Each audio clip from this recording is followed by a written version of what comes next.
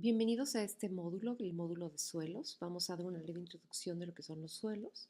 Posteriormente veremos el tipo de contaminación que se puede generar en los suelos y los procesos de remediación. ¿El suelo qué es? El suelo es una fina capa, la parte superior de la corteza terrestre. Es lo que está en contacto con nuestros pies, en contacto con la atmósfera y con el agua superficial. Y el suelo se ha formado lentamente como consecuencia de varios factores, como es el clima, el material originario, la piedra en la base del suelo, algunos factores bióticos, el tipo de microorganismos, el tipo de plantas, la temperatura, etc. El suelo es uno de los principales recursos que nos brinda la naturaleza. En él se desarrolla toda la vida. Sin el suelo no tendríamos alimento para el hombre y para los animales. Esto es lo que podemos distinguir nosotros físicamente de la parte superficial del suelo. Esta es la capa más alta de lo que sería el perfil de un suelo. Los suelos se forman a través de un proceso largo y compuesto y complejo de la descomposición de las rocas. Para este proceso intervienen varios factores como los físicos, los químicos y los biológicos, pero actualmente con todos los procesos ambientales también están influyendo factores ecológicos que provocan la desintegración de los suelos de una manera más rápida y que impactan negativamente también la vida y supervivencia de los seres humanos y los animales. Así es como originalmente se forman los suelos. Consideramos en el primer recuadro que tenemos roca, hablemos de hace siglos o hace millones de años, teníamos roca y en algunos lugares todavía existe, tenemos roca que se le denomina regolito o roca madre, por efecto de la erosión eólica, por efecto del aire y algunos microorganismos que van cayendo en la superficie, se van formando plantas o microorganismos, van muriendo plantas, pequeños insectos mueren, pequeños animales mueren sobre la superficie y entonces lo que es la roca madre empieza a descomponerse y para formar rocas más pequeñas, pedazos de roca y arenas, ¿no? Y después con el ingreso de animales de material orgánico, como pueden ser algunos animales muertos o plantas muertas, empieza a generarse una nueva capa, que lo pueden ver aquí, una nueva capa de suelo más oscuro, que sería una capa orgánica, que en su momento le da vida a todo el ecosistema del suelo y conforme pasan los siglos, se va generando una capa orgánica, que esta parte del suelo oscuro es la que le da vida a las plantas, y entonces empiezan a crecer plantas mayores y dar vida a un ecosistema más rico en especies. Vamos entonces a tener en el mundo tres diferentes tipos de suelos: los suelos primitivos, que son estos suelos que están formados mayoritariamente por material rocoso, tiene muy poco material vegetativo en la superficie. Vamos a tener suelos jóvenes, donde ya está creciendo lo que sería el suelo degradado, de la roca degradada, y se presentan un poco más de matorrales. Y vamos a tener el suelo maduro, donde la mayor parte de la roca madre se ha desintegrado, tengo una profundidad mayor en cuanto al suelo generado y vamos a encontrar árboles y humus de mayor tamaño. Esos son los tipos de suelos que podemos encontrar actualmente. Entonces, todo suelo normalmente va a estar compuesto de tres fases principales: una fase sólida, una fase líquida y una fase gaseosa. La sólida es más o menos el 50% del suelo y la fase gaseosa y líquida componen el otro 50% del suelo. Lo vamos a encontrar estos porcentajes tanto en forma macroscópica como en forma microscópica. Y vamos a encontrar clasificación de suelos de acuerdo al tamaño de las partículas. Entonces vamos a identificar suelos con grava que mayoritariamente tienen grava, que son partículas mayores a 2 milímetros, con arena que van de 2 a 0.2 milímetros, la arena muy fina de 0.2 a 0.02 milímetros, el limo de 0.02 a 0.002 y la arcilla, que van a ser los suelos con tamaño de partícula menor a 0.002 milímetros. Entonces, el componente principal de la mayoría de los suelos va a ser la sílice que es el óxido de silicio, que es lo que ustedes conocen como arena de mar. El 80% de la composición de un suelo va a ser siempre óxido de silicio.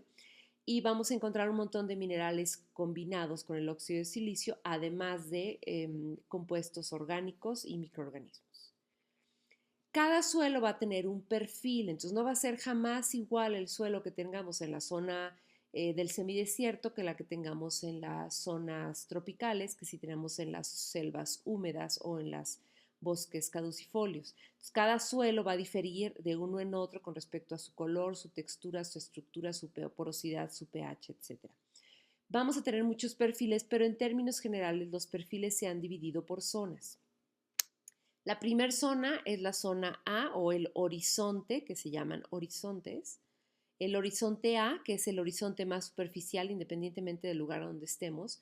En el horizonte A los suelos van a presentar, si es que lo tiene, de acuerdo al tipo de clima, hojas, alguna materia orgánica en descomposición, microorganismos, y zona del lixiviado, que es donde la humedad se va infiltrando hacia la parte inferior del suelo.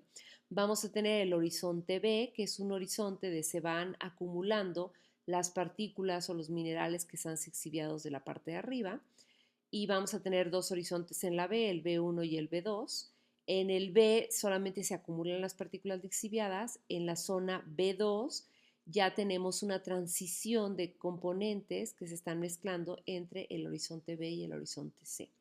El horizonte C va a ser la roca madre, que era la roca original, meteorizada, quiere decir como fragmentada. Ya no está la roca completa, ya no es una roca gigante, ya son fracciones rocosas que se están ya combinando con el horizonte anterior. Y por último, el horizonte D, que es todavía la roca madre consolidada, sin fragmentación y sin penetración de los suelos superiores.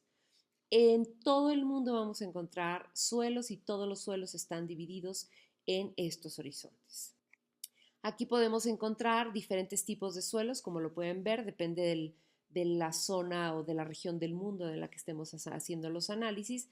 Vamos a tener suelos leptosoles, vamos a tener suelos regosoles, vamos a tener histosoles, chernozem, estos están por ejemplo, en Chernobyl, que se encuentran este tipo de suelos.